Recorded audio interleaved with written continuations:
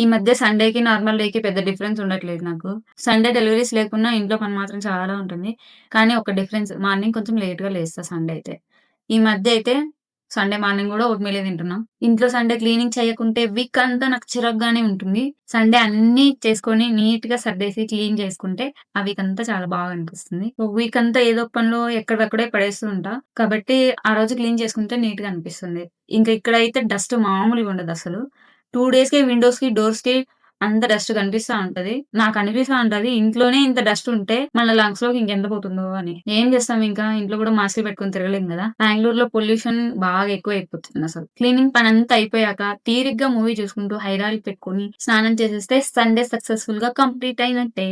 Next వీడియోలో ఒక important news చెప్తాను. ఫాలో చేసి పెట్టుకోండి. అదేంటో ఈ మధ్య ఏం చెప్పినా కూడా తప్పే అయిపోతుందసలు. ముందు ఒక వీడియోలో నాకు ఓసీడీ అని చెప్తే ఓవర్ యాక్షన్, ఓవర్ యాక్షన్ అని కామెంట్స్ పెట్టారు. It's okay. ఏం చేయలేం. ప్రతిదాన్ని నెగెటివ్‌గా చూడకండి. మీకే హెల్త్ ప్రాబ్లమ్స్ వస్తాయి. అంత నెగటివిటీ మీ మైండ్‌లో పెట్టుకుంటే. కొంచెం పాజిటివ్‌గా చూడండి. ఇంకా వీడియో చూస్తూ ఉంటే థాంక్ యూ ఫర్ వాచింగ్. అలాగే లైక్ చేసి కామెంట్ చేయండి.